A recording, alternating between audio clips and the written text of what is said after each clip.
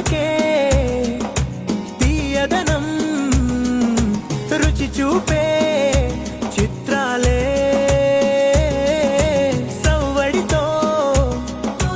సంగీతం పలికించే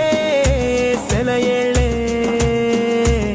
పూల చెట్టుకి ఉందో భాష అలల మెట్టుకి ఉందో భాష అర్థమవ్వని వాళ్ళే లేరే అర్థం మాట్లాడే భాష పలకరింపే పులకరింపై పిలుపునిస్తే